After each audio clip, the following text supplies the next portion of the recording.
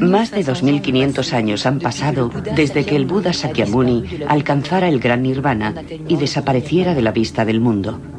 Hoy, la mitad del planeta muestra la influencia de su pensamiento. Buda dijo que cualquiera de nosotros podía llegar a ser Buda. Él decía a sus discípulos: oh discípulos, no aceptéis las cosas porque las ha dicho Buda. Ved las cosas, analizadlas, ponedlas en práctica y entonces aceptadlas. Pero la historia de su vida no es muy conocida. En realidad, Buda fue el primer y el mayor revolucionario, y su primer mensaje es que todos los hombres son iguales. Según las leyendas transmitidas por la tradición oral desde hace miles de años y los últimos descubrimientos arqueológicos, ¿quién era el hombre al que llamaron Buda?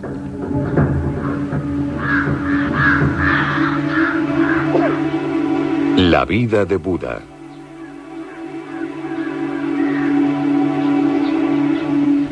Nadie sabe cómo era su rostro, ni cuándo nació.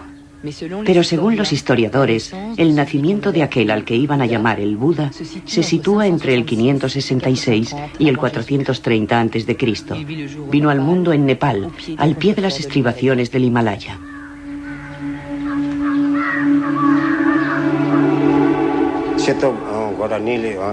Diez meses antes de que naciera su hijo, la reina Maya Devi tuvo un extraño sueño.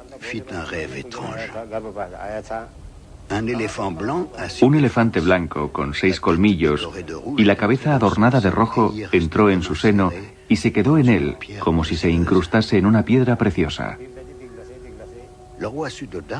El rey Suddhodana convocó de inmediato a los adivinos. Estos predijeron que este sueño anunciaba el nacimiento de un maestro extraordinario.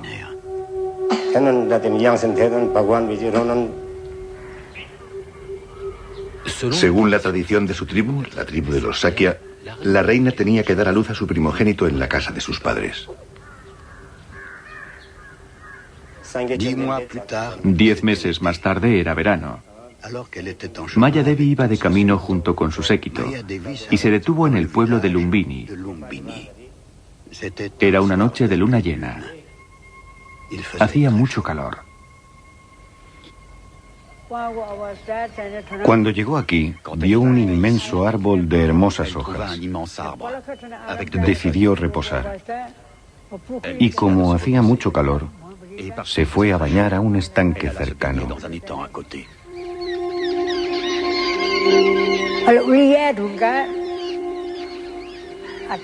Después de lavarse, salió tranquilamente del agua. No había ningún refugio, ninguna casa. Estaba en la jungla. Entonces Maya Devi sintió un dolor agudo. Eran los primeros dolores del parto. Y entonces nació el príncipe Siddhartha, el señor Buda.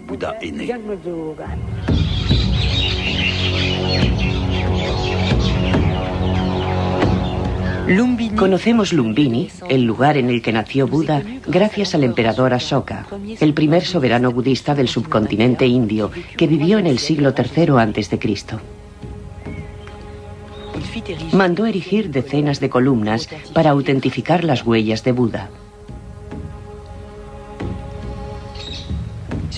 En esta columna de Lumbini se encuentran los restos más antiguos de la escritura monumental de esta zona. Agana agacha mahi ite hida buddha jate sakya muniti. Esta inscripción cuenta que en el 20º aniversario de su coronación, el emperador Ashoka en persona visitó este lugar porque el Buda Sakyamuni había nacido aquí. Es la única columna que menciona Lumbini Game, precisando que habían reducido los impuestos del pueblo de Lumbini porque Buda había nacido en él. Algunos arqueólogos han descifrado otra parte de la columna. Las inscripciones dicen que en el emplazamiento de Lumbini hay una piedra que marca el lugar exacto del nacimiento de Buda.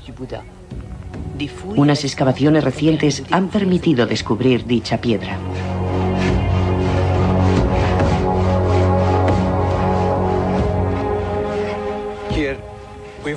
En el transcurso de nuestras excavaciones descubrimos una piedra. Y dicha piedra precisa el lugar exacto en donde nació Buda. La piedra está colocada encima de una plataforma de 7 capas de ladrillos. Y lo más interesante es que un peregrino chino vio esta piedra en el siglo III después de Cristo. Él dijo que una piedra indicaba el lugar exacto del nacimiento de Buda. Por aquel entonces la gente ya hacía ofrendas de flores y dulces en este lugar.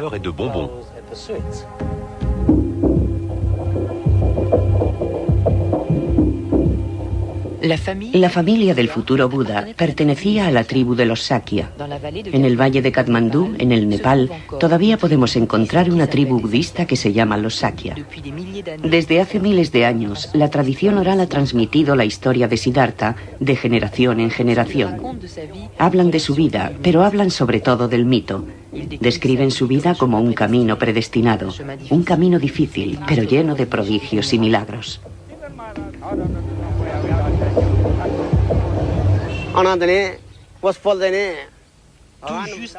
Justo después del nacimiento de Siddhartha ocurrió algo increíble. El recién nacido empezó a andar. Dio 7 pasos. Y cada vez que ponía el pie en el suelo, aparecía una flor de loto. Anduvo de flor en flor. Las flores aparecían espontáneamente. 7 flores de loto.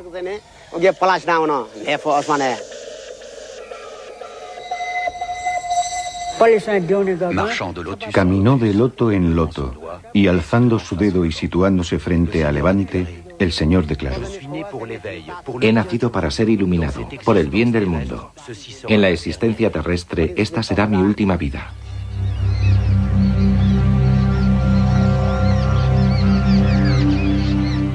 Tras el nacimiento de su hijo, la reina Maya Devi interrumpió su viaje.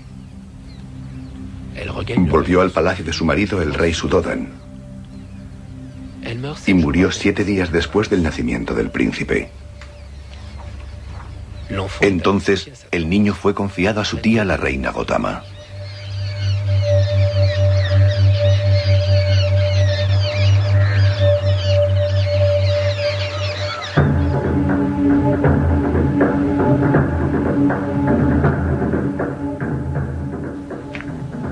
En tiempos del futuro Buda, el subcontinente indio era un campo de batalla.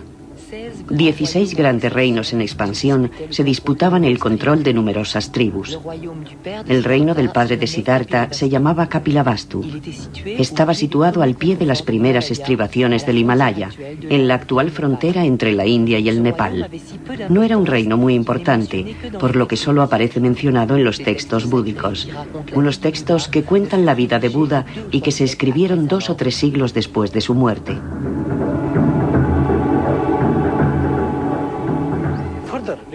Los textos posteriores citan 10 grandes ciudades en el reino de Kapilavastu. Conocemos sus límites gracias a la literatura búdica.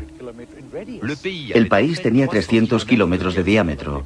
Algunos eruditos dicen que los Sakya estaban constituidos por 86.000 familias. Y todo indicaba que la capital se encontraba a orillas del río Bhagirathi. Este río se utilizaba como medio de transporte, para el riego, agua potable y para la caza.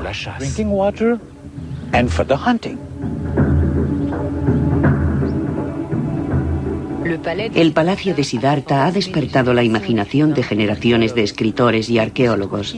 Pero ¿dónde se encontraba exactamente?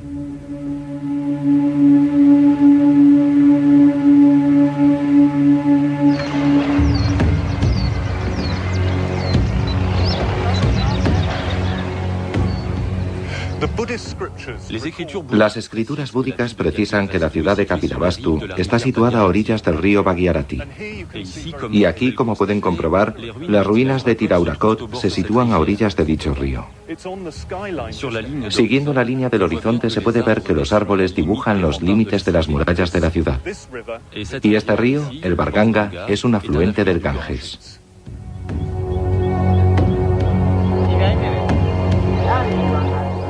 En el siglo V después de Cristo, un peregrino chino, Wen Zheng, buscaba las huellas de la vida de Buda y encontró en Tiraurakot las ruinas de una ciudad fortificada, a la que identificó como la ciudad mítica de Kapilavastu.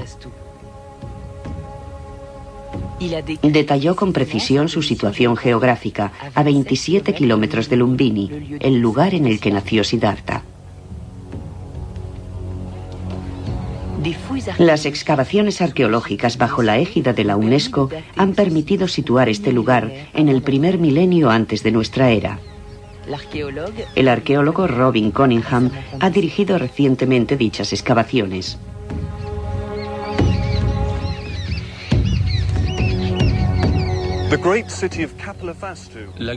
La gran ciudad de Kapilavastu era la capital de la tribu de los Sakya. Y en esta capital fue donde se educó Buda. Aquí creció como príncipe. Se sabe que la ciudad fue destruida. Y desde el siglo XIX, los arqueólogos intentan establecer la ubicación de la ciudad perdida de Kapilavastu. Tilaurakot es la tesis más probable, sencillamente porque su topografía es muy similar a la que describieron los peregrinos chinos.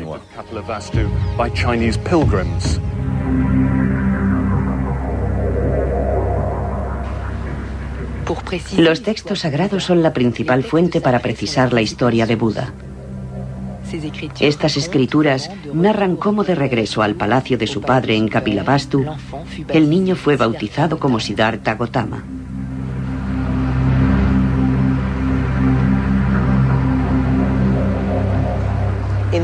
En la tradición india, cuando se bautiza a un niño se realiza una ceremonia. Como este niño tenía un horóscopo magnífico, le dieron el nombre de Siddhartha, que significa aquel que se realiza en la verdad.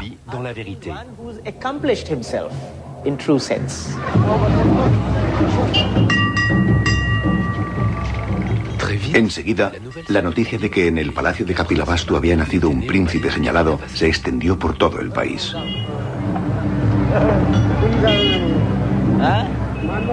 Como manda la tradición, un adivino acudió a rendir culto al niño.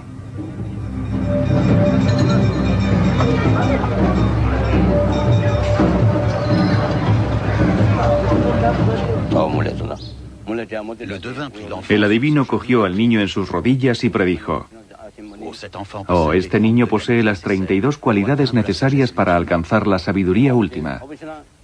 Tomará el camino de la iluminación.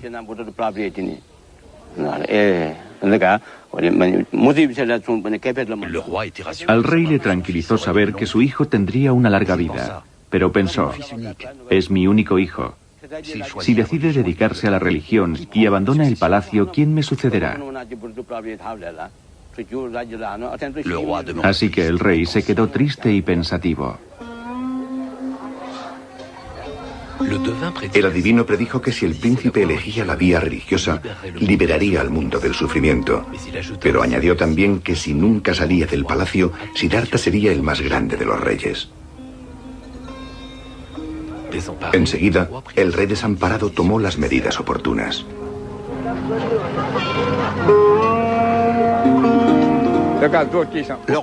El rey mandó agrandar los muros para que su hijo no pudiera salir del palacio. Mandó obras y comprobó que nadie pudiera pasar por encima de los muros. Uno lo consiguió, y después otro. Así que al final el rey mandó construir una muralla inmensa e inexpugnable. Una de las puertas necesitaba la fuerza de 16 hombres para abrirse.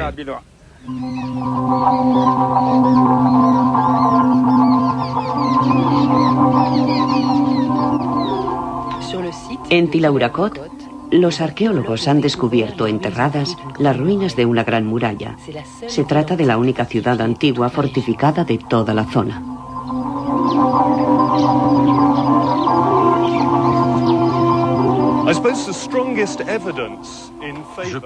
Pienso que la mejor prueba de que Tilaurakot es la ciudad de Kapilavastu son los restos de imponentes fortificaciones sobre los que me encuentro.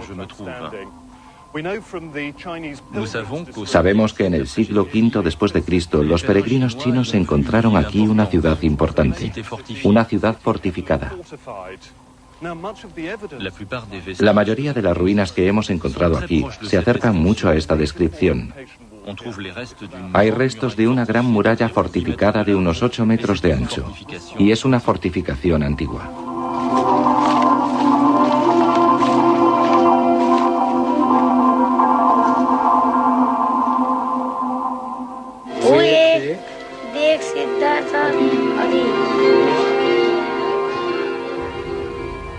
Cuenta la tradición que como consecuencia de las predicciones del adivino, el rey Suddhodan decidió proteger a su hijo Siddhartha de todas las desgracias del mundo, de modo que Siddhartha debió pasar una infancia despreocupada en un palacio maravilloso. Supongo que el palacio de Siddhartha era inmenso, muy hermoso, que había muchos elefantes y caballos.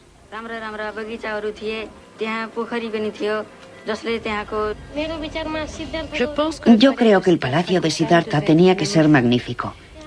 Los templos del palacio debían ser impresionantes.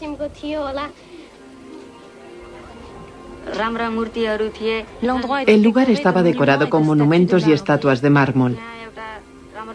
También había un inmenso estanque que hacía que el palacio fuese aún más bello.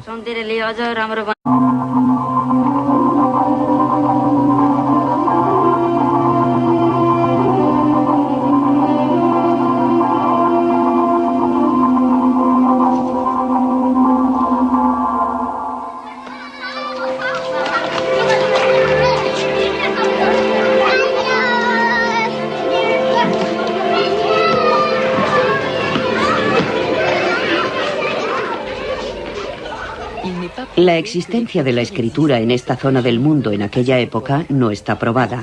Sin embargo, muchos relatos cuentan que el joven Siddhartha sabía leer y escribir.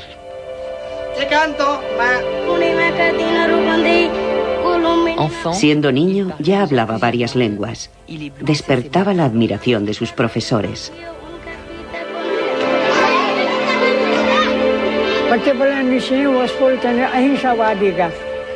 Desde su más tierna infancia, el señor era muy vivo e inteligente.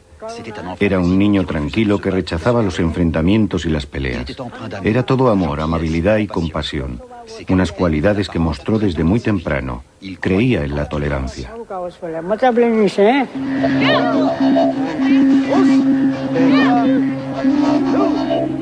Sin embargo, la familia de Siddhartha pertenecía a la casta de los guerreros, por lo que en una época en la que las guerras y los saqueos eran muy frecuentes, es muy probable que recibiera la educación de un combatiente. Pero es cierto que su carácter y su talento contrastaba con el de sus camaradas e incluso provocaba sus celos.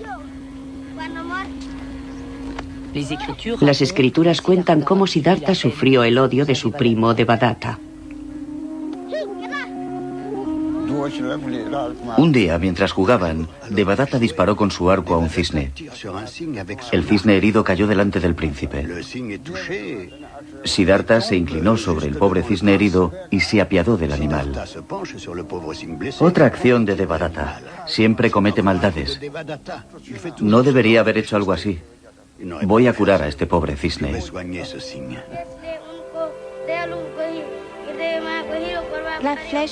La flecha hizo caer al cisne. Siddhartha se precipitó sobre él. Cogió cuidadosamente al animal en sus rodillas y, moviendo sus plumas, le quitó la flecha.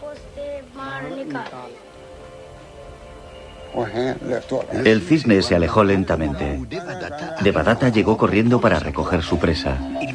Cuando vio que Siddhartha la había dejado partir, se enfadó mucho y empezó a gritar que era su presa.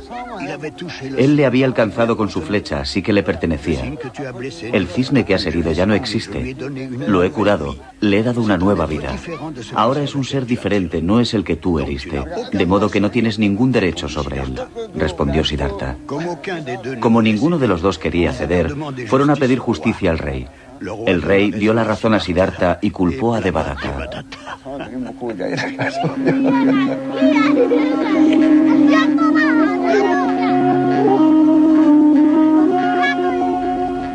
En este cuento simbólico del cisne se encuentra el germen del concepto de la no violencia.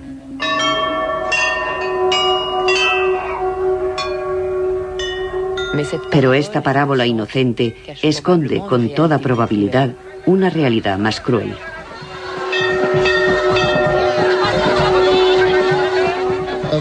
Cabe pensar que Siddhartha pudo haber sido testigo en su época de muchos sacrificios rituales cuya práctica era corriente.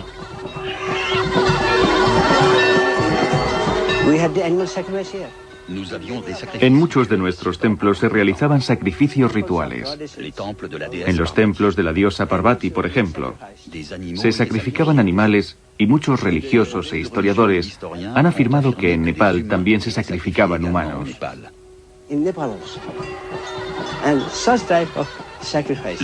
El señor Buda debió pensar que este tipo de sacrificios eran muy crueles.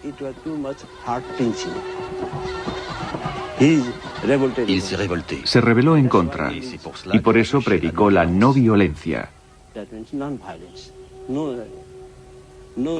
rechazando cualquier sacrificio de seres vivos.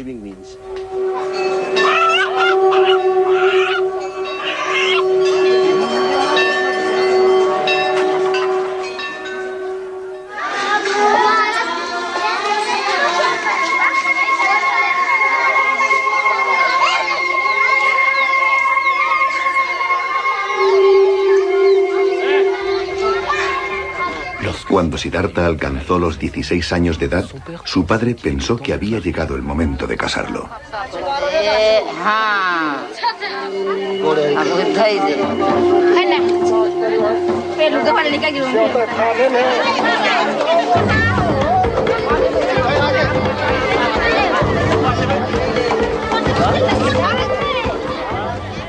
Entonces el rey Suddhodan envió a sus hombres y convocó a todas las jóvenes del reino y de los reinos vecinos para ser presentadas al príncipe. Prometió un regalo a cada una de ellas.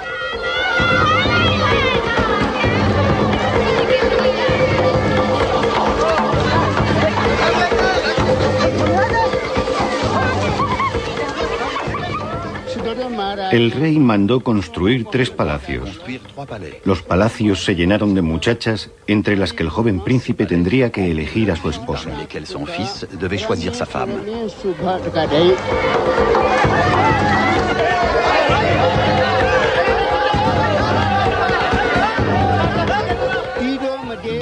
En cada palacio había 4000 jóvenes.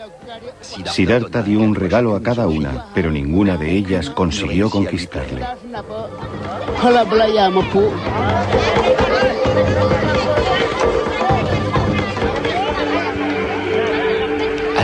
Cuando terminó la ceremonia de los regalos, Siddhartha se fijó en una joven muy bella de nombre Yasodhara, que decían que era guardiana de vacas, un título que por aquel entonces constituía un gran honor.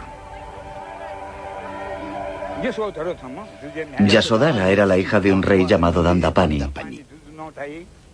Yasodhara se dijo: yo ya tengo millones de joyas, no necesito más. Por eso no fue a buscar su regalo y al final de la ceremonia se marchaba tranquilamente. Siddhartha le dijo: ¿cómo no has venido a buscar tu regalo? Ahora ya no tengo nada que darte. Pero tengo mi collar de diamantes que tiene un valor incalculable. Te lo doy. Y se lo puso alrededor del cuello. Todos los que estaban presentes en el palacio exclamaron: decías que no te gustaban las chicas y le das tu collar de diamantes de incalculable valor. Eso significa que quieres casarte con ella. La quieres, por eso le has dado tu collar. Tú decías: no me gusta, no quiero casarme. Pero amas a Yasodhara, por eso le has puesto el collar alrededor del cuello. Todos estaban muy contentos. Después de eso, el rey Suddhodan fue a ver al rey Dandapani.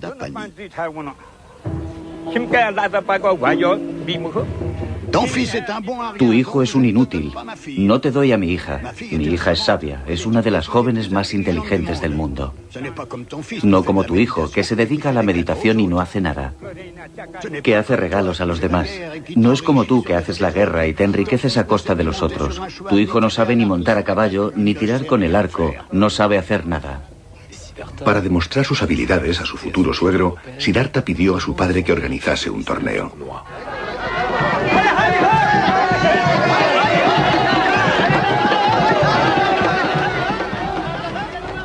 El rey convocó a los mejores arqueros, a los mejores caballeros y a los sabios más grandes para que pusieran a prueba a Siddhartha.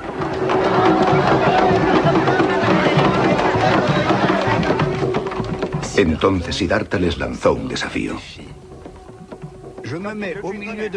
Yo me coloco en medio de vosotros 4, que sois los mejores arqueros. Vosotros os colocáis cada uno en una esquina. Disparadme cada uno 15.000 flechas. Los 4 arqueros empezaron a lanzar flechas desde las 4 esquinas. Ninguna de las 60.000 flechas consiguió alcanzarle. Ni un rasguño. Ya no nos quedan flechas. Nadie ha conseguido darle. Ninguno de los 4 mejores arqueros consiguió alcanzarle. Hubo muchas más pruebas, pero Siddhartha superó todas con facilidad. ¡Oh, qué sorpresa! Toda la asamblea estaba impresionada. Ha ganado todas las pruebas. Entonces el rey Dandapani fue hacia Siddhartha y le dijo: mi príncipe, perdóname, te he maltratado. Me inclino ante ti porque has vencido a todos. Te concedo a mi hija.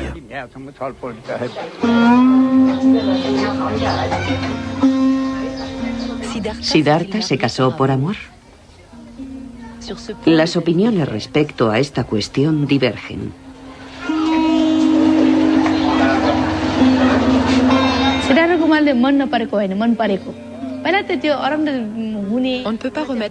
No podemos cuestionarnos el amor que sentía Siddhartha por su futura esposa. Él la amaba. El matrimonio es una experiencia. Se casó porque consideraba que dicha experiencia era necesaria y lo hizo por amor.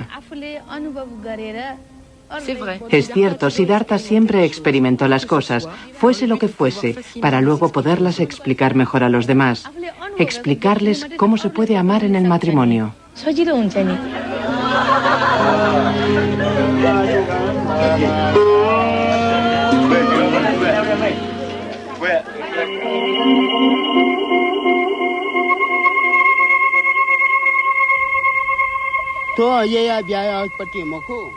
No fue un matrimonio por amor. El príncipe Siddhartha no tenía edad para ello. Pero le casaron contra su voluntad para que no abandonase el palacio. Cuando el príncipe era pequeño, decía que quería irse del palacio. Por eso, el rey lo casó pronto, porque de este modo no se marcharía del palacio. Estaría ocupado con su esposa.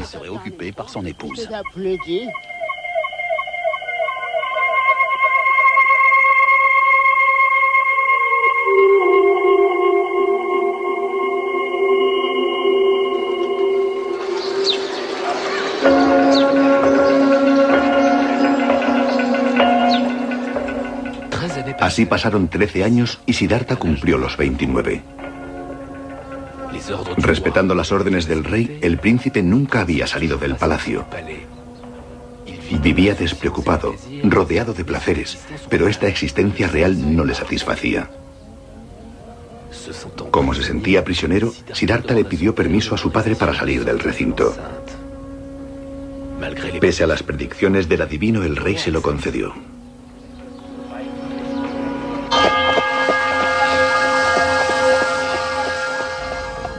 Junto con su fiel servidor, Sandaka, salió del palacio por primera vez.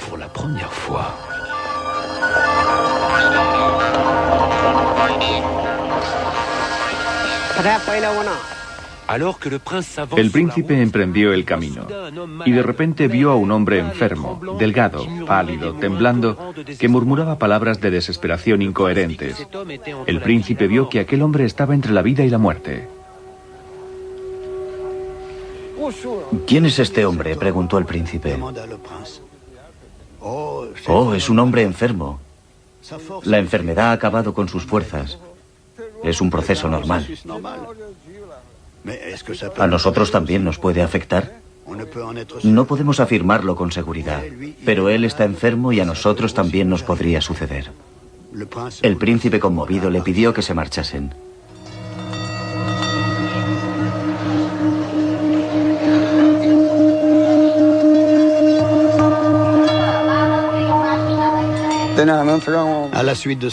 Después Siddhartha encontró a un anciano. Casi no tenía dientes. Se tambaleaba y se aferraba a su bastón.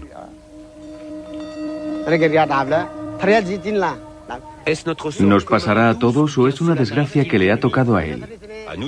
Nos pasará a todos nosotros, mi príncipe. Envejecemos desde que nacemos y algún día todos acabaremos así. Al escuchar estas palabras, el príncipe se dijo: este mundo es efímero, y prosiguieron el camino.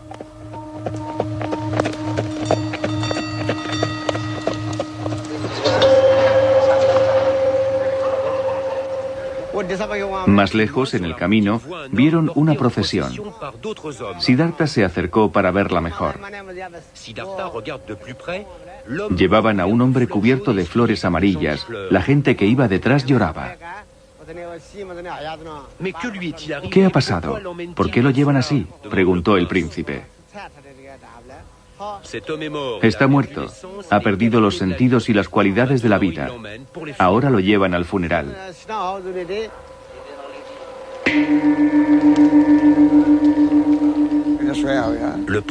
El príncipe dijo: no me gusta, volvamos a casa.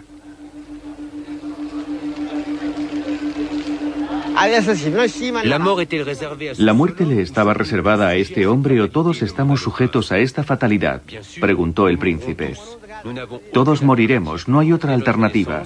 La destrucción es inevitable desde el nacimiento, seas quien seas.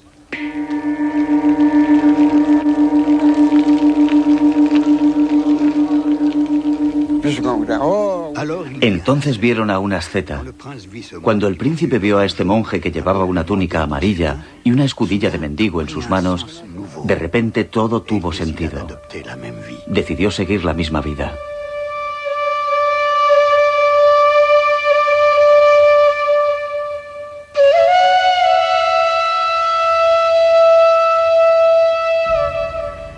La totalidad de los textos búdicos cuentan que estas 4 visiones turbaron a Siddhartha.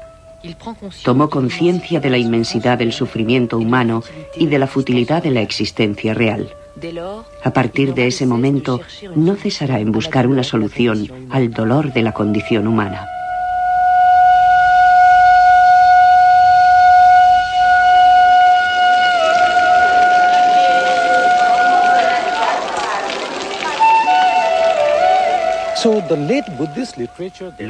La literatura búdica tardía habla de estas 4 visiones. Yo no lo creo. No tiene sentido.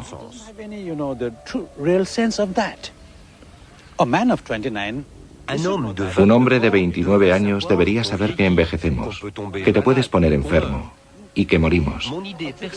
Mi idea personal es que, teniendo en cuenta el contexto económico y social, las tradiciones de esta época, el sistema político que era el feudalismo, las incesantes guerras entre clanes, entre reinos, ataques, saqueos, represalias. Pues bien, Siddhartha vio todo esto. Siddhartha ha vu cela. ¿Por qué hacen esto? ¿Por qué se matan por cosas materiales?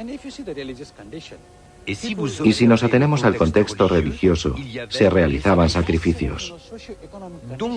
De modo que son estas condiciones, sociales, económicas, políticas y religiosas, las que le provocaron el deseo de salir en busca de la verdad.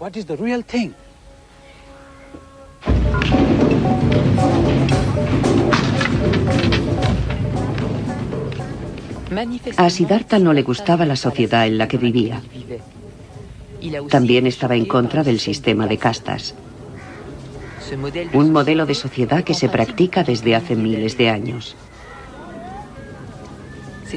Un sistema que hace que un sin casta, un paria, no pueda tener el mínimo contacto físico con un miembro de una casta superior. Se ve relegado a los trabajos más viles.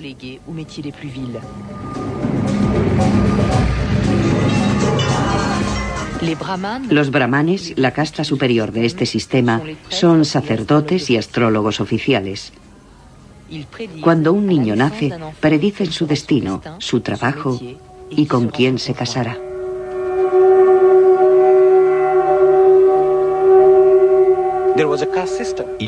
Había un sistema de castas. Una de ellas era la de los brahmanes.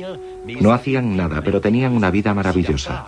Seguro que Siddhartha lo vio y se dijo: todas las lágrimas son saladas. La sangre siempre es roja. Entonces, ¿por qué unos son brahmanes y otros parias? Pensó que todos los hombres eran iguales.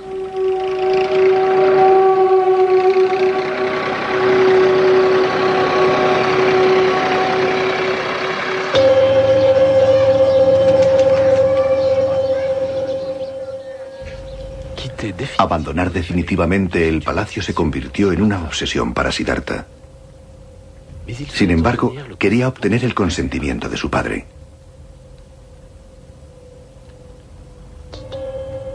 Una noche, el príncipe decidió hablar con él.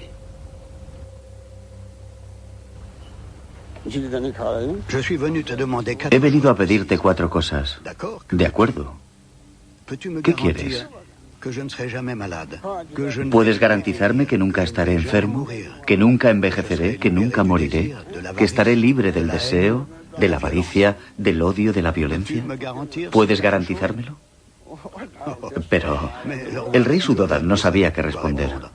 Tartamudeando dijo: pero esas cosas ni siquiera los dioses pueden concederlas. No puedo darte lo que no poseo. Toma este reino, todas mis riquezas, todos los palacios, todas las casas, pero esas 4 cosas no te las puedo dar. En ese caso, déjame marchar en busca de las respuestas, dijo el príncipe. Solo tú sabes lo que es bueno para ti, dijo el rey desamparado. Después de este encuentro, el príncipe se dijo: ahora ya tengo el permiso de mi padre.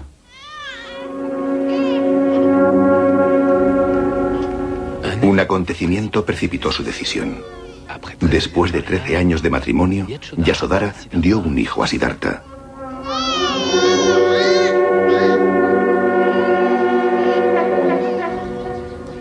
Nació durante un eclipse de luna. Curiosamente, le llamaron Rahul, nombre que significa traba o obstáculo. En el palacio hubo grandes celebraciones para festejar el nacimiento.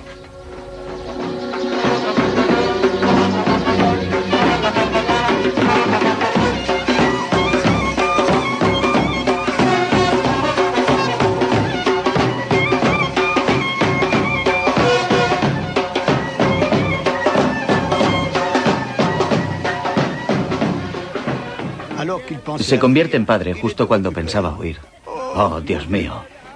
Como se llama Rahu, mi hijo tiene el poder de paralizar el sol y la luna. Mi hijo es un Rahu y ahora me retiene aquí. Su nombre era Rahu, por eso lo cambiaron a Rahul. No es bueno, Rahul no me dejará. Ahora no puedo seguir aquí.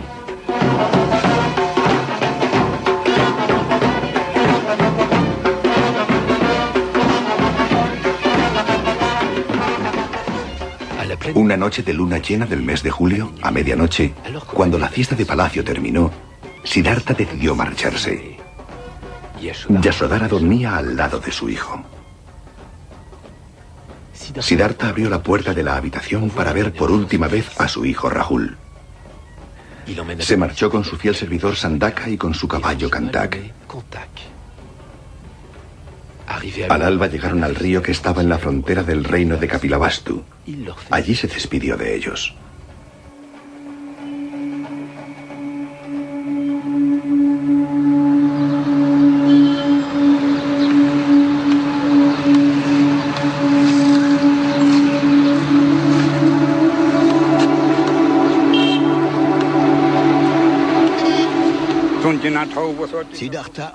Siddhartha se quitó la ropa y las joyas y se las dio a su servidor. Le dijo: toma, dale todo esto a mi familia. También se quitó sus espadas y dijo: esto también se lo darás. Ni muerto volveré al palacio sin haber aprendido las enseñanzas ni sin haber encontrado la iluminación. Diles que estoy aquí. Díselo a mi familia y a todo el mundo.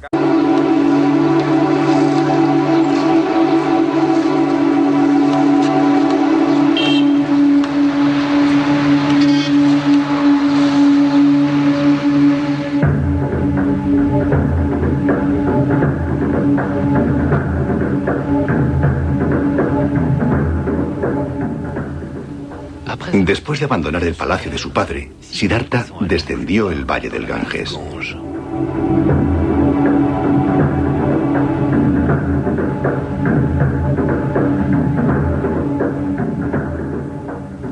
Iba en busca de las respuestas al sufrimiento universal.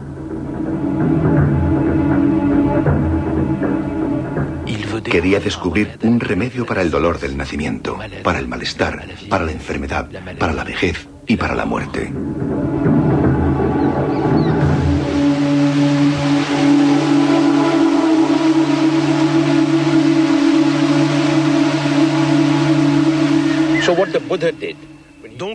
Así que Buda decidió renunciar a su familia y buscar su camino. En la India es una noble y antigua tradición. Siguió la vía que toman muchos de los que buscan la iluminación espiritual y mística. Renunció a su familia y emprendió el camino.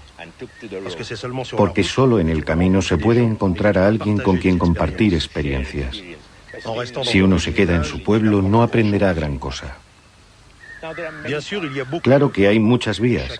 Cada cual elige la suya propia. Algunos siguen su camino escondiendo la cabeza en la arena. Otros quedándose de pie sobre una sola pierna. Otros clavándose cuchillos. Algunos hacen ejercicios de respiración. Otros cantan. Hay tantas vías como personas.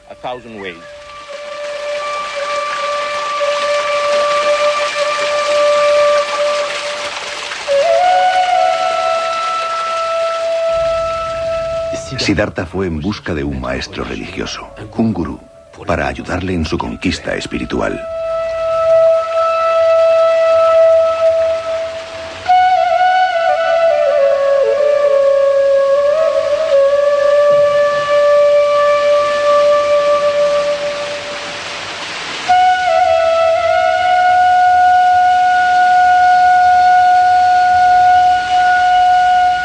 What Guru does?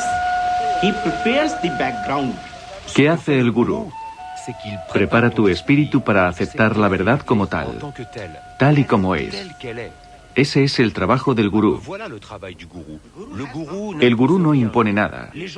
La gente no lo comprende. No lo ha comprendido. Lo que hace el gurú es abrir tu corazón a lo divino, a la verdad.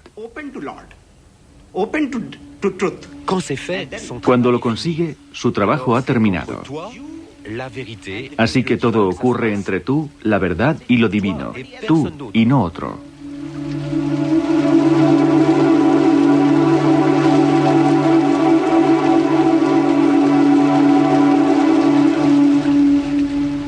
En el siglo V a.C., en este rincón del mundo, se desarrollaban nuevas corrientes del pensamiento en reacción al orden religioso brahmánico dominante.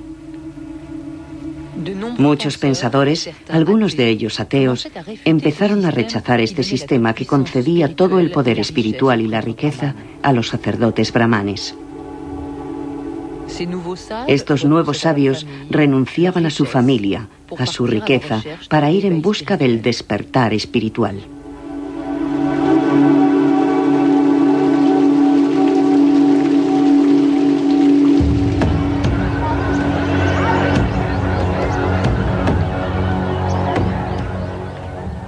Después de dejar a su primer maestro, Siddhartha se dirigió más hacia el sur, a la ciudad fortificada de Rajir, la capital del poderoso reino de Magadha. Los textos búdicos cuentan que su rey, Bimbisara, era bueno y justo, muy sensible con las nuevas corrientes de pensamiento. Ofrecía protección a todos los sabios que pasaban por su reino. Todavía hoy se pueden contemplar las ruinas de los 48 kilómetros de fortificaciones que rodeaban la ciudad.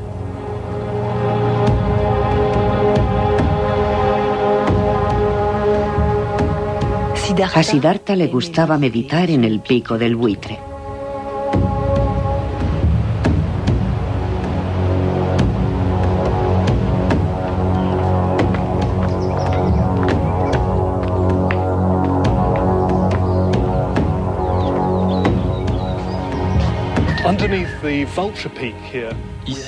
Aquí, encima del pico del buitre, se encuentra una de las numerosas grutas de los alrededores de la ciudad de Rajir.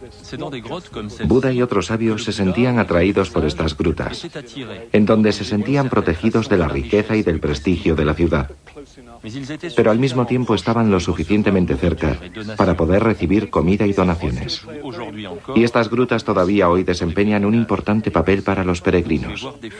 Ustedes mismos pueden ver las hojas de oro que pegan los peregrinos del sureste de Asia. Para ellos estos lugares son muy importantes, porque piensan que Buda vivió aquí realmente.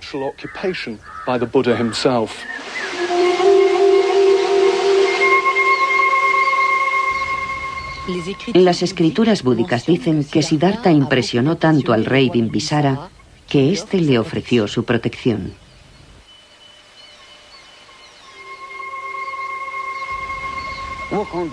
Por aquel entonces, Siddhartha erraba como una asceta por el reino del rey Bimbisara. Buda era un hombre muy bello. Las gentes del lugar se preguntaban, ¿es un hombre o un dios? ¿De dónde viene? El rey Bimbisara oyó hablar de él y convocó a Siddhartha al palacio.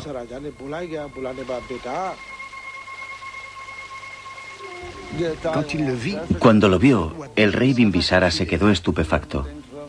Nadie diría que necesita ganarse la vida mendigando. Era tan noble que pensó, solo tengo una hija. Sería maravilloso si pudiera convencer a este hombre para que se casase con ella.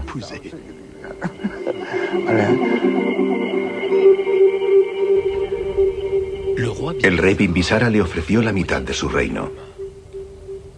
Siddhartha respondió, ¿por qué iba a aceptar ahora un reino si ya he renunciado al de mi padre?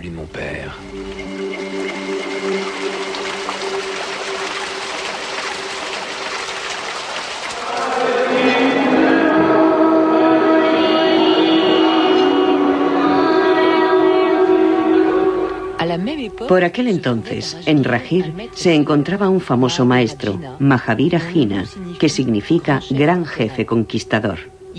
Era el fundador de la rigurosa religión jainí. Mahavira consideraba que hacer el mal nos envenenaba. Él profesaba la no violencia absoluta, incluso hacia los animales. Hasta llegó a recomendar a sus discípulos que se colocasen mascarillas para no tragar insectos.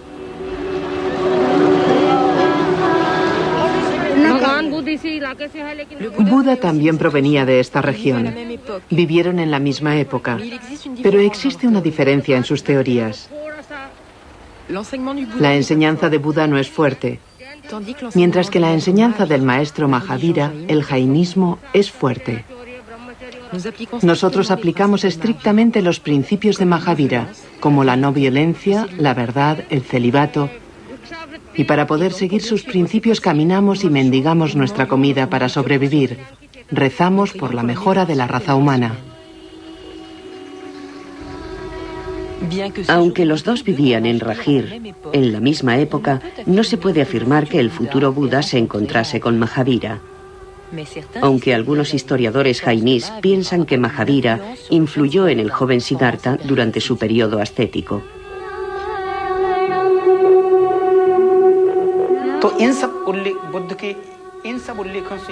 Al leer los relatos búdicos, está claro que recogerse el cabello, ir desnudo, mendigar y ayunar son puntos esenciales de la religión jainí. Por lo que podemos deducir que Buda abrazó en primer lugar la religión jainí.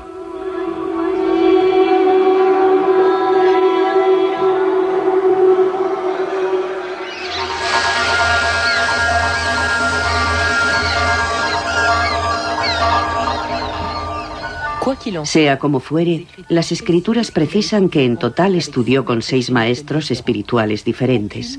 Ninguna de sus doctrinas respondía a las cuestiones que él se planteaba.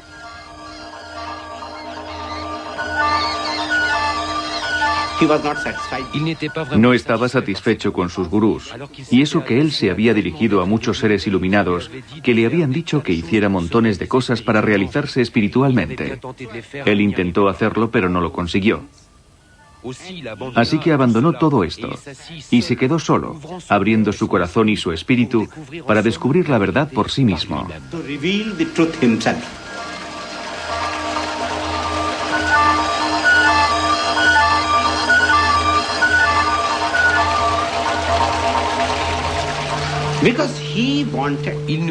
Porque él quería que ninguna verdad le fuera impuesta como tal. La verdad tiene que imponerse por sí misma. Así que lo abandonó todo. Tenía sed de lo divino, de ver la verdad o de ver la luz. Entonces se marchó a buscar el saber a Gaya.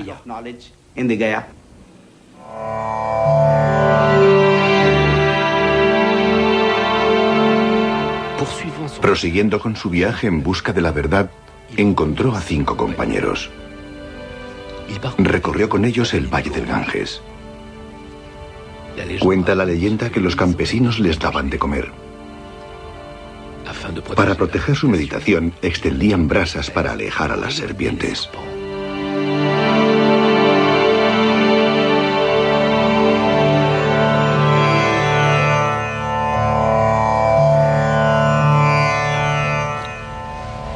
Llegaron a los alrededores de la ciudad de Gaya, un lugar de peregrinaje hindú dedicado al dios Vishnu, al que todo buen asceta debe visitar una vez en la vida.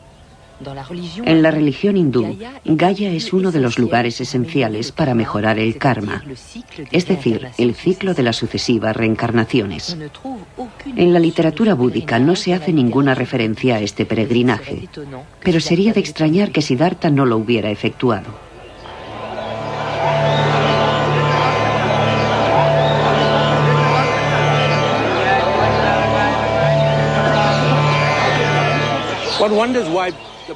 Cabe preguntarse por qué Buda vino por aquí.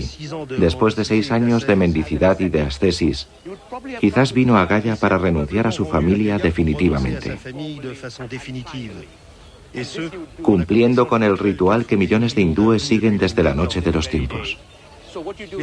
Los ritos que se realizan aquí permiten absolver a los antepasados de su karma.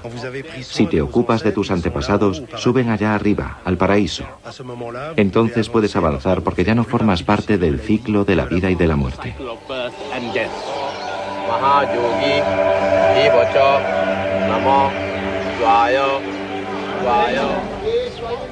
Muchos reprochaban a los brahmanes que justificasen el sufrimiento, prometiendo el paraíso en la próxima reencarnación. La gente del pueblo creía que si sufrían en sus vidas era porque Dios así lo había decidido. Tenían que expiar las faltas cometidas en vidas anteriores.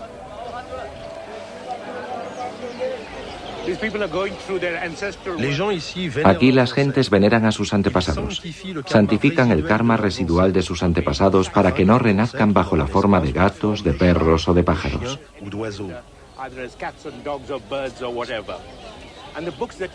Y los libros que ven ustedes son los registros de 7 generaciones. Cuando se viene aquí hay que recordar 7 generaciones. Las genealogías quedan recogidas en estos libros.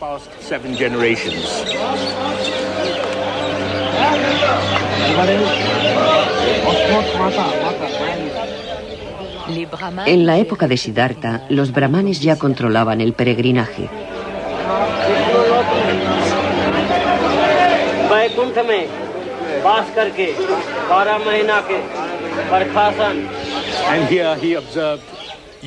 Aquí él pudo comprobar cómo los brahmanes controlaban la sociedad india. Y sin ninguna duda fue por eso por lo que consideró que era necesario rechazar el sistema de castas, para escapar al dominio de los brahmanes.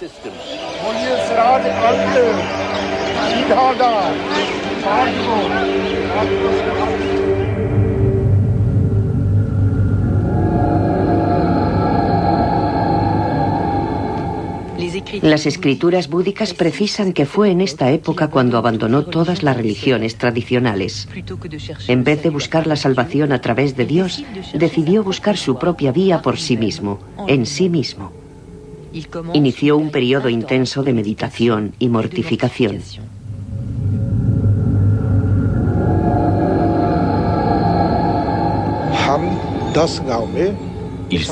Se dijo a sí mismo que iría a mendigar a 10 pueblos, luego a 5 pueblos, después a 2 y más tarde a un solo pueblo.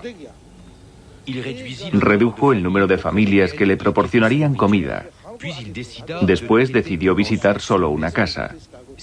Cuando tenía comida, comía, y cuando no, ayunaba. Después dejó de aceptar todo alimento, y entonces cuando una hoja caía de un árbol se la comía. Cuando llovía, bebía agua de lluvia.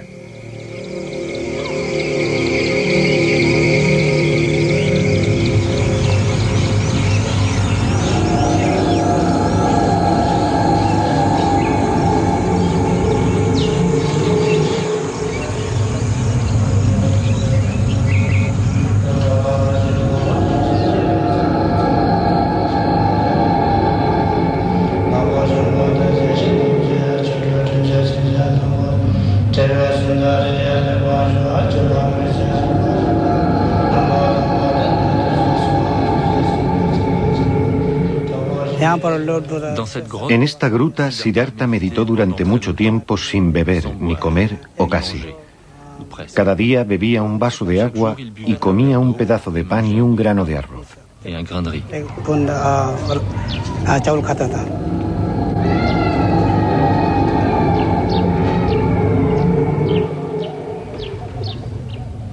En esta gruta cerca de Gaya, los años de austeridades y de intenso ayuno le llevaron al borde de la muerte.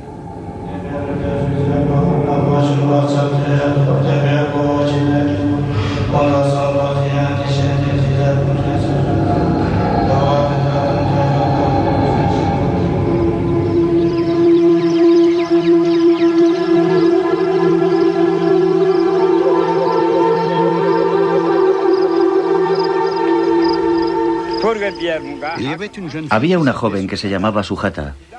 Poseía un toro y miles de vacas a las que tenía que ordeñar todos los días. Las llevaba a la pradera a pastar. Sujata procedía de una familia muy rica. Su futura boda planteaba muchos problemas a su familia. Llegó ante Siddhartha y viéndole esquelético, juntó las dos manos y se puso a rezar. Mi señor, te pido perdón. Sin comer vas a morir. Estás tan delgado, es necesario comer. Ella le pidió que rezase para que pudiera encontrar un hombre bello y casarse con él. Si lo encontraba pronto, le traería un pastel de arroz en un plato de oro.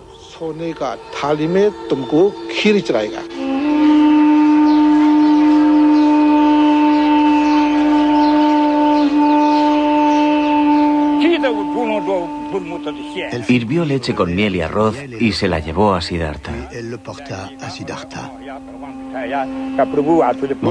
Mi señor, come esto. Y él lo comió. Cuando terminó de comer, ella le dijo: mi señor, es necesario comer todos los días.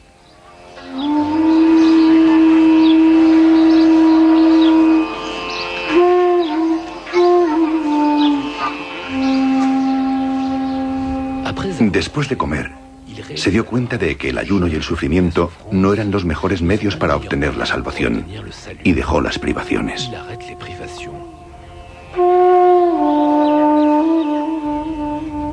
Sus 5 compañeros, pensando que había renunciado a su búsqueda espiritual, le abandonaron con desprecio, sin comprender a dónde quería ir a parar Siddhartha. Un grupo de campesinos pasaba por allí tocando sus instrumentos musicales. El que mandaba dijo a sus amigos que no apretasen mucho la cuerda del instrumento.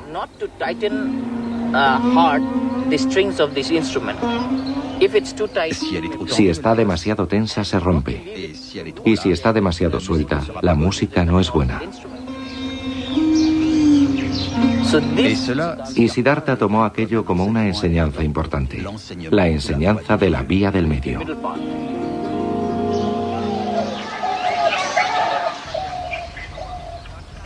Esta parábola ilustra cómo Siddhartha decidió elegir la vía del medio, el punto medio entre los placeres reales que había conocido y las privaciones. Uno de los fundamentos de la doctrina budista es rechazar los extremos.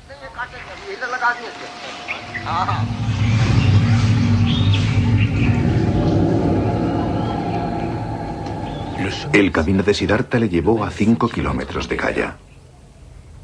Allí se sentó bajo un árbol durante semanas para meditar.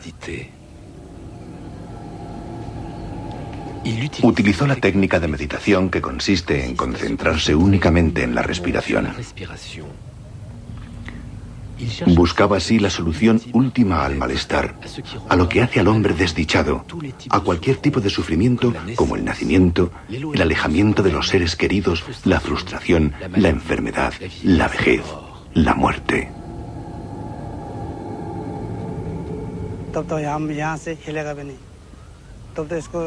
Y los demonios hicieron cuanto pudieron para interrumpir su meditación.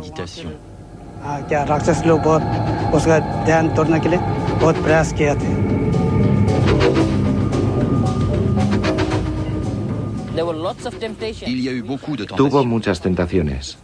En los libros se las atribuyen a un demonio llamado Mara. Las tentaciones de Mara y de sus hijas. Mara intentó tentarle de múltiples formas, mostrándole visiones de jóvenes hermosas y todos los placeres de la vida.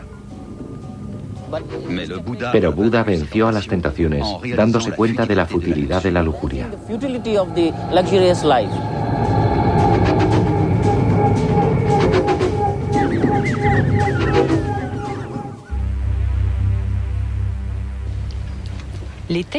Los textos sagrados cuentan que después de 40 días, durante la primera vigilia abandonó su cuerpo.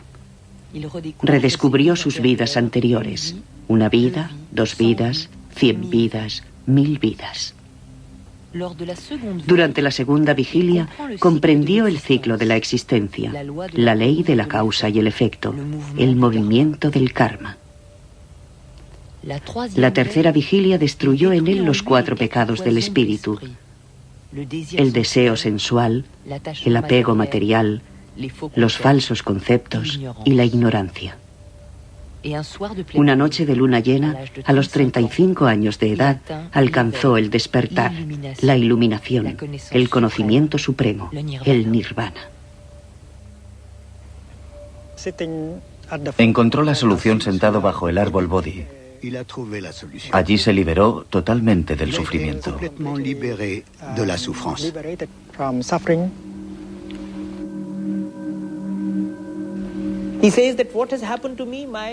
Dijo, lo que me ha ocurrido es que mi espíritu está ahora libre de toda clase de impresión. Ahora es libre, ha alcanzado la pureza. Se ha liberado de las impurezas que nos obligan a renacer de vida en vida. En cuanto hay un cese completo del deseo, un cese completo de lo que podríamos llamar la protección mental, cualquier persona se convierte en un iluminado. Cuando Buda se convirtió en Buda, alcanzó la iluminación. Es como una llama que se apaga. Cuando una llama se apaga, ¿a dónde va? No se sabe si va hacia arriba, hacia abajo, a la derecha o a la izquierda. Ya no está apagada. Pues la iluminación es como una llama que se apaga. Por eso le llamamos nirvana.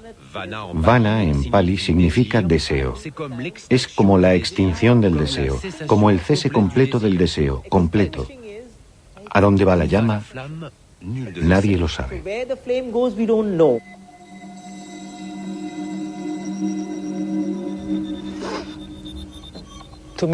Con la meditación profunda, se descubre que hasta las ideas como ser o no ser, el nacimiento y la muerte, venir o marchar, son falsas ideas.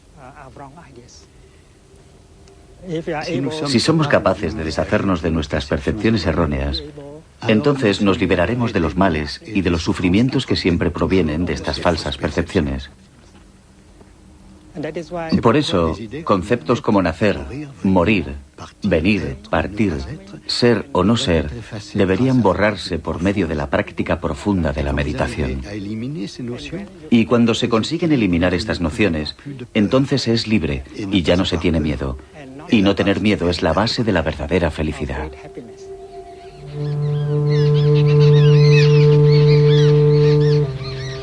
Cuando Siddhartha Gautama por fin alcanzó las respuestas al sufrimiento universal, se convirtió en Buda, que significa el iluminado, el que tiene el conocimiento.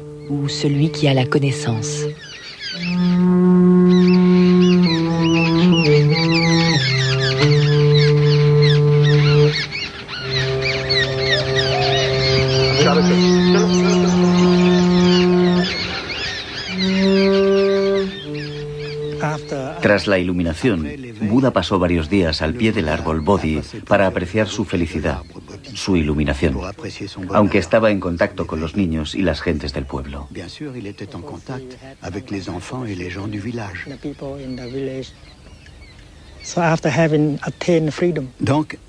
Después de conseguir la libertad y el bienestar, Buda quiso salir en busca de sus 5 compañeros para ayudarles a alcanzar lo que él ya había alcanzado. Et les aider à atteindre ce qu'il avait atteint. To achieve what he had achieved.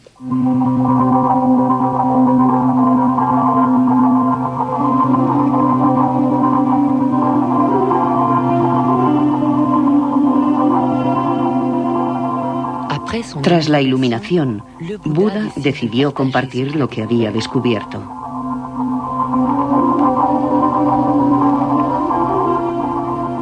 Y recorrió 300 kilómetros atravesando los ríos y los bosques.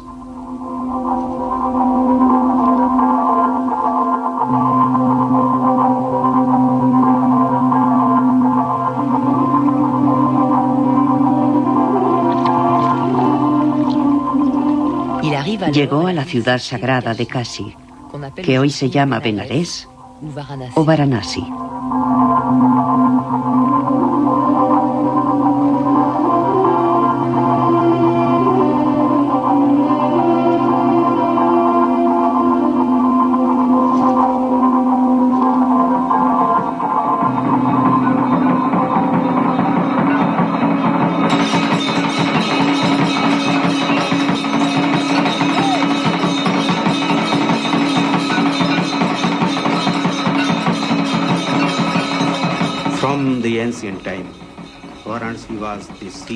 Desde tiempos antiguos, Benares es el centro del saber. Por ello, Buda pensó, allí podría encontrar auténticos monjes, auténticos buscadores con sed de la verdad o de lo divino.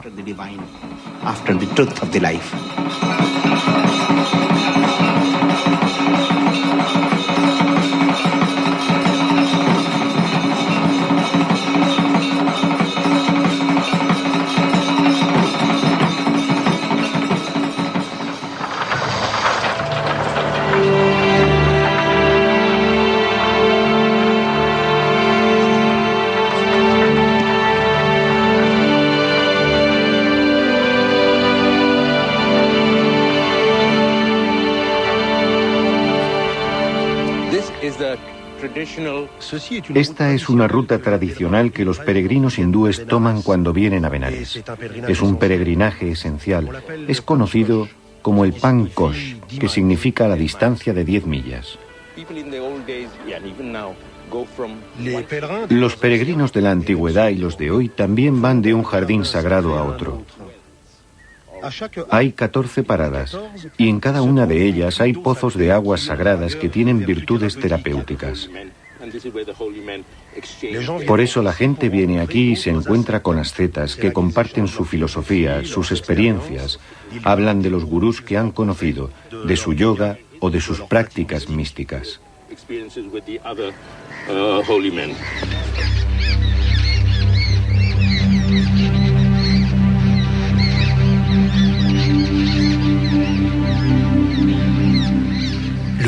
Buda tomó el camino de los peregrinos en busca de sus compañeros. Se dirigió al Parque de las Gacelas de Sarnath, a unos kilómetros de Benares.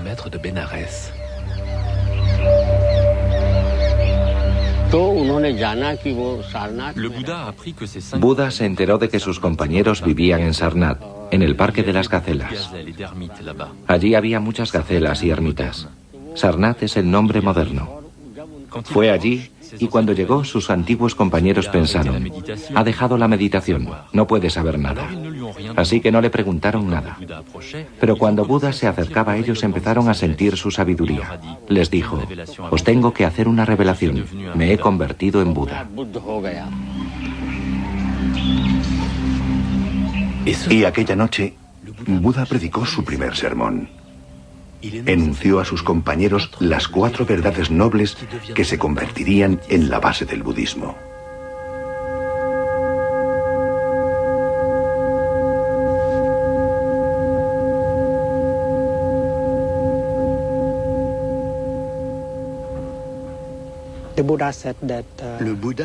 Buda dijo que el malestar, el sufrimiento existen. Y no hay que ser budista para aceptar este hecho, porque la gente sufre en todo el mundo. Reconocer que el sufrimiento existe es muy importante. A veces la gente sufre, pero pretende no sufrir. Entonces no tiene ninguna posibilidad de curarse. Cuando tenemos una enfermedad, primero hay que saber lo que se tiene para tener la esperanza de la curación. Por ello hay que aceptar que el sufrimiento existe en nuestras casas, en nuestras familias, en la iglesia, en la sociedad. Esa es la primera etapa.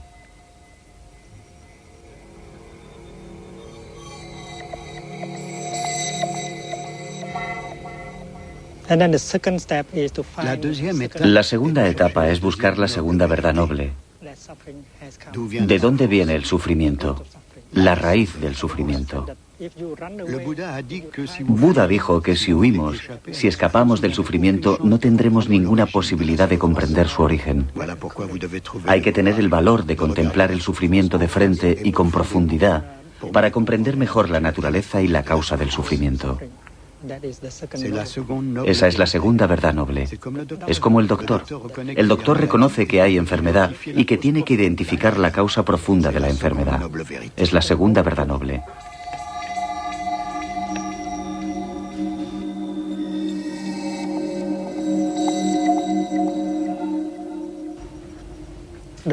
El doctor dice, esta enfermedad puede curarse. Es la confirmación de que el sufrimiento puede detenerse, transformarse. Es la tercera verdad.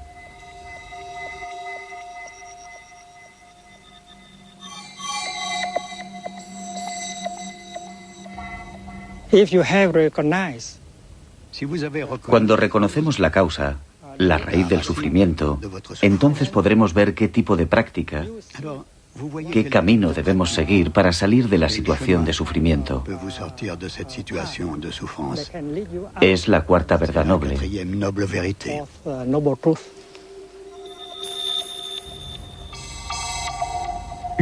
Buda propone seguir un camino que lleve al nirvana, compuesto por reglas sencillas y pragmáticas.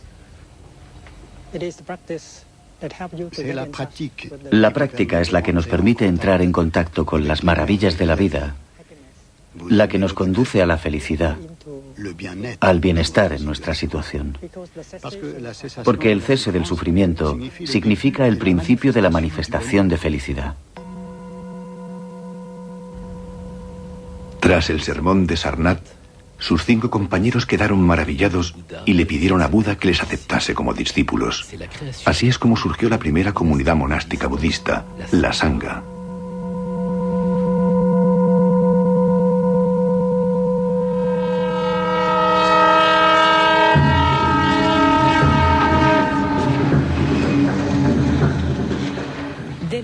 Después, Buda recorrió la India de norte a sur, en todas las direcciones de un inmenso territorio. Enseña el Dharma, la ley de Buda, a todo el que esté dispuesto a escucharle, ya sea hombre o mujer, rey o campesino, brahmán o sin casta, rico o pobre, asceta o tunante. No hace ninguna distinción. Buda explica que con una práctica adecuada, cualquier ser humano puede alcanzar el nirvana. Un mensaje revolucionario para la época.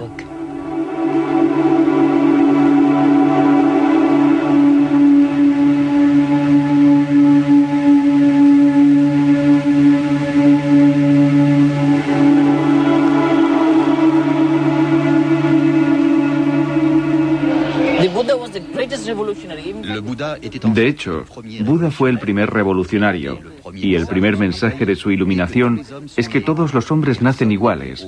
Nadie está ni por encima ni por debajo. Y si tenemos que decidir quién está encima o debajo, que sea por sus acciones o por su trabajo. El que hace el bien es un hombre noble. El que hace el mal o es vulgar se considera como bajo. Ese es su concepto, ese es su mensaje. Las personas de aquella época que sufrían el sistema de castas querían un cambio social, que se les considerase a todos por igual.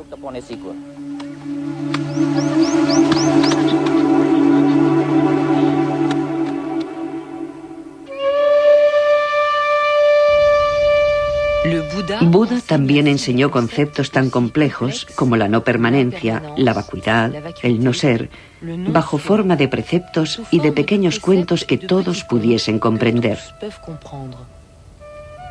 Su fiel discípulo Ananda los memorizó y los repitió. El pensamiento de Buda nos ha llegado por la tradición oral, ya que en aquella época la escritura estaba muy poco extendida. Utilizaba un lenguaje accesible a todos, al contrario que los brahmanes. Utilizaba el Pali, el lenguaje hablado, el lenguaje común. Su objetivo era comunicar directamente con la gente del pueblo. Quería hablar directamente con las clases más bajas de la sociedad.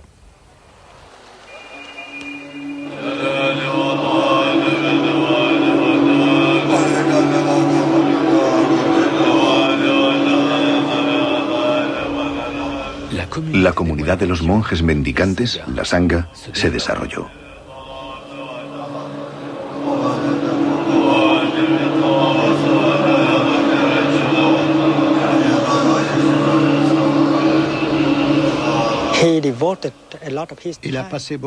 Tardó mucho tiempo en construir la Sangha. Para Buda, la Sangha era lo que un instrumento es para un músico. Sin un instrumento no se puede tocar música. Por eso se puede considerar a la Sangha como la obra maestra de Buda, ya que una buena Sangha tiene el poder maravilloso de ser el refugio para curar y transformar a muchas personas.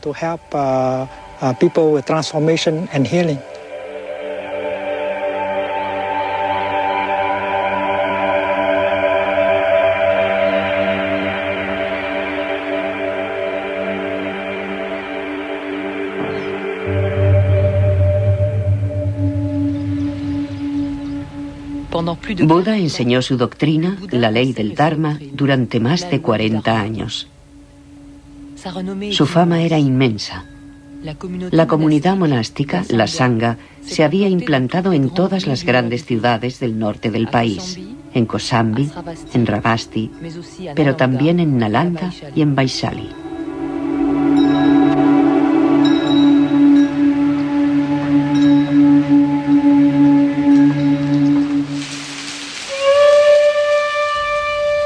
A los 80 años, durante la retirada de la estación de las lluvias, en la ciudad de Vaishali, Buda cayó enfermo.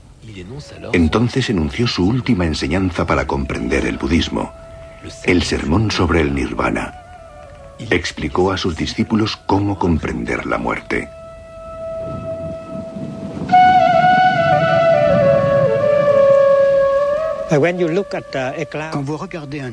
Cuando ven una nube, ustedes piensan, esa nube existe.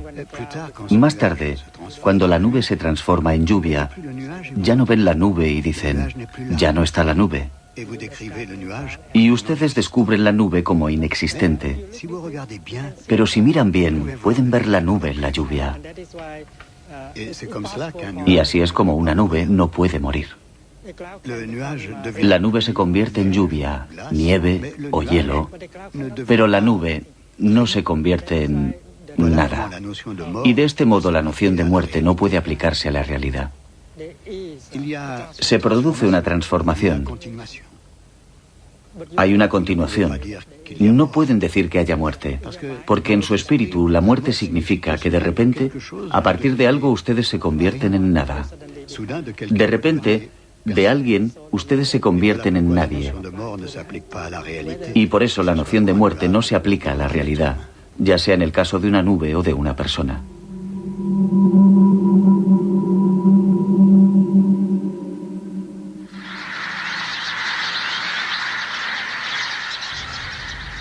Algún tiempo después, Buda se dirigió al pueblo de Kusinagar.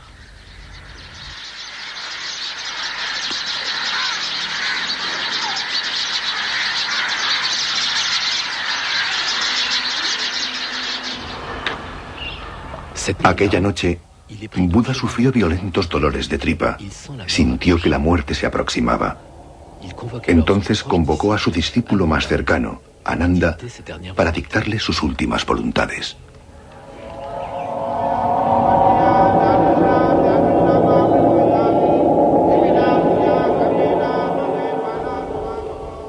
Ananda le preguntó, «Oh Señor, ¿qué deberemos venerar?» Yo nací en Lumbini, respondió Buda. Es uno de los lugares a donde iréis. Fui iluminado en Bodhigaya. Enuncié la ley del Dharma en Sarnath. Y aquí, en Kusinagar, voy a alcanzar el Nirvana. He aquí 4 lugares a los que podéis ir.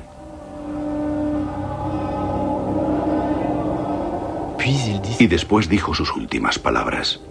La degradación y la muerte son inherentes a todos los seres, pero cada cual puede obtener el derecho a evadirse de ellas.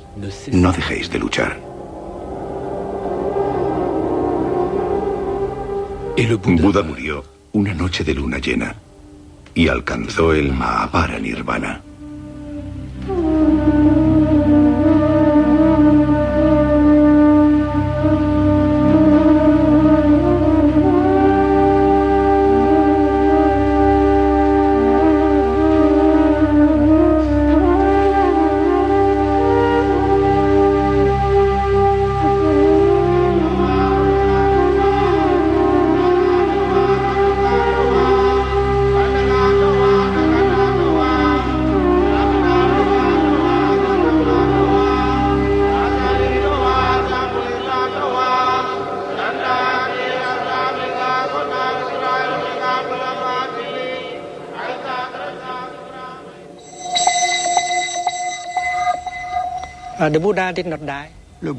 Buda no está muerto. Sigue con nosotros a través de la Sangha y la ley del Dharma. Buda está presente aquí y ahora. Cada uno de nosotros puede convertirse en Buda. Es lo que dijo Buda, ya seas hombre o mujer, negro o blanco, marrón o rojo, todos podemos alcanzar la iluminación.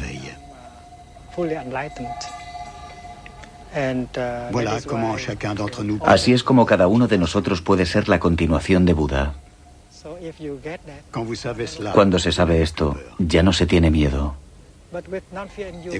Y cuando ya no se tiene miedo, cuando se alcanza esa sabiduría, te haces sobrenatural. Ya no eres un mortal.